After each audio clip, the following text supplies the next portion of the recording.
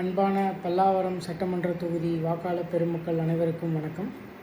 நான் பல்லாவரம் சட்டமன்ற தொகுதியில் உள்ள பல்லாவரம் தெற்கு பகுதி 24வது வட்டக்கழகத்தின் வட்ட பிரதிநிதி ஆதித்யா உங்களிடம் வாக்கு சேகரிப்பதற்காக வந்துள்ளேன்.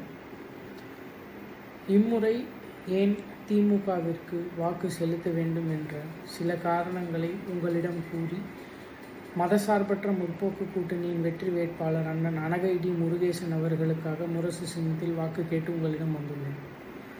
கடந்த 5 ஆண்டுகளில் திராவிட மாடல் அரசு தலைவர் தளபதி மு.க.ஸ்டாலின் அவர்களின் தலைமையில் சிறப்பாக செயல்பட்டு பல நல்ல திட்டங்களை இந்த தமிழ்நாட்டிற்கு கொண்டு வந்துள்ளது. அது தமிழ்நாட்டின் வளர்ச்சிக்காகவும் தமிழ்நாட்டை அடுத்த தலைமுறையின் வளர்ச்சிக்காகவும் செதுக்கப்பட்ட திட்டங்களாகவே நாம் பார்க்க வேண்டும். அவ்வாறு சில திட்டங்களை நான் உங்களுடன் பகிர்ந்து கொள்ள விரும்புகிறேன். முதல் கையெழுத்திட்ட திட்டமான பெண்களுக்கு இலவச பேருந்து. அந்த திட்டமானது தமிழ்நாட்டின் பெண்களுக்கு எவ்வளவு எளிதாக உள்ளது என்பதை கிராமப்புறத்தில் உள்ள பெண்களிடம் சென்று கேட்டால் அவர்கள் அதற்கான விடையை கூறுவார்கள். அந்த திட்டத்தினால் மாதந்தோறும் பெண்களுக்கு 1000 - 2000 ரூபாய் பேருந்து செலவை அரசே ஏற்கிறது. இதனால் என்ன மாற்றம் நடந்துவிடப் போகிறது? ஏற்கனவே அரசாங்கம் நஷ்டத்தில் ஓடுகிறது, அரசு போக்குவரத்து கழகம் நஷ்டத்தில் ஓடுகிறது என்று எதிர்க்கட்சிகள் விமர்சிப்பார்கள். ஆனால் அரசாங்கம் என்பது எப்பொழுதுமே லாப நோக்கத்திற்காக நடைபெறுகின்ற இயந்திரம் கிடையாது.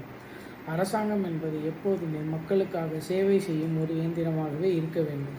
அதை மனதில் கொண்டு நம் திராவிட மாடல் முதல்வர் அவர்கள் மகளிர் விடியல் பேருந்து திட்டத்தை முதல் கையெழுத்தாக போட்டார்.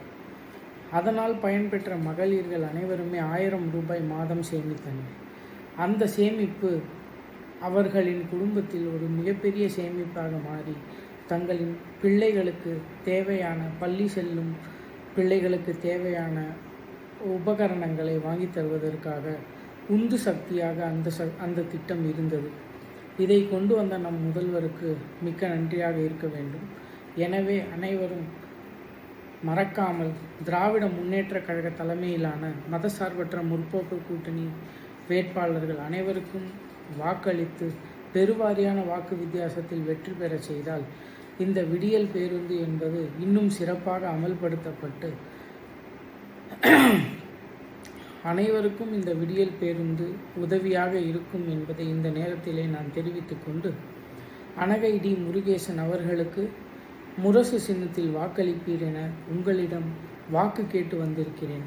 நன்றி, வணக்கம்.